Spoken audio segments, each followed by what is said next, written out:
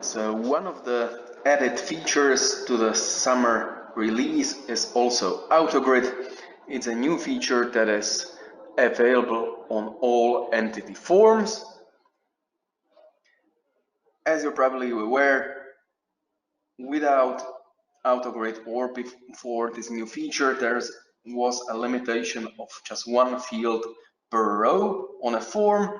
So this sometimes wasn't the most efficient usage of space that we have on the device.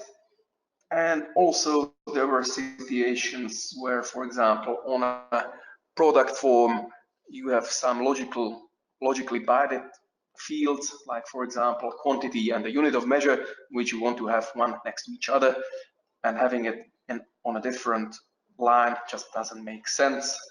Luckily, now it's possible, and it's possible via the usage of AutoGrid. So now you can use multiple fields in one line and use the space available better. So let's just see how to set it up in Woodford. So I'm in Woodford and I'm gonna set up the AutoGrid on a form. I will choose an entity, which will be an account, and open my form. AutoGrid is set up on the Detail tab. So on the fields from the current entity, from account, I can set up the AutoGrid on. I will do so on my address. So I have a separate Detail tab with the address fields. Here, as you can see, I have AutoGrid already set up. So here you can choose the maximum number of columns that will be displayed. So these are the options. I will say I want 2 columns, and here you can specify the minimum width for each column. So if there's available space, you will get as many columns as you have set up in the max column window. Besides that, you can set up the formatting or the grid behavior of each field on this one. So you can set it to normal, full width, or break after. Normally you will use these two.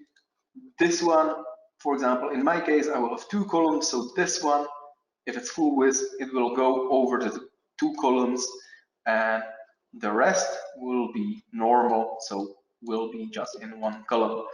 So let's see how this one behaves in the application.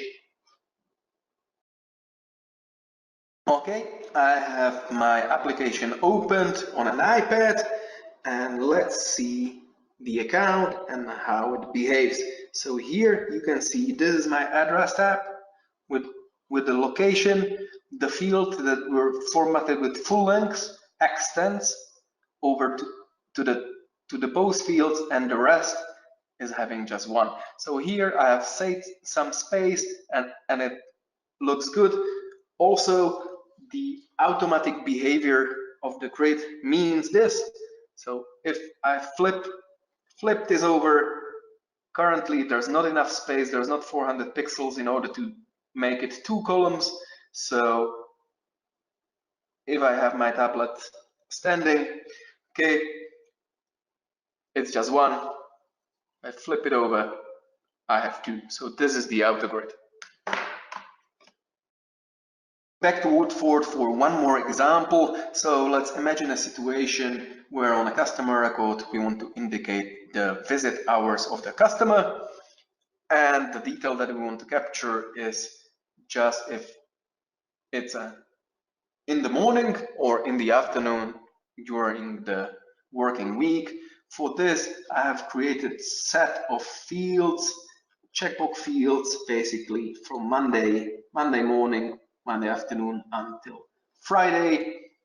How to do this on here? I have added a new detail tab here with all the fields that are formatted with no label, so just the checkbox will be visible. And I have added another column where I created shared variables just to show the text of the days, and if it's a morning or afternoon. So this is how it will be ordered. I have put it into 3 columns. with a minimal width, and therefore it needs to be ordered that I will have a day, then Monday, Tuesday, Friday. This is 6, 6. Then I have the 7th will be another column, as I have 18 altogether. So how it looks in the application in the end. And back to the application. So let's go back to the same account. Let's scroll down to see the component, and this is how the visit hours visualize. So you can see on the left-hand side, these are my shirt variables, and these are the actual checkboxes that I have. If I flip around the tablet standing, you will see I'll get the same view here, as I have put the minimal width to 100 so I can use the components. Okay, that would be all for the time being. I hope that you will find some good use cases for the AutoGrid, and we're looking forward to possible improvements from your side.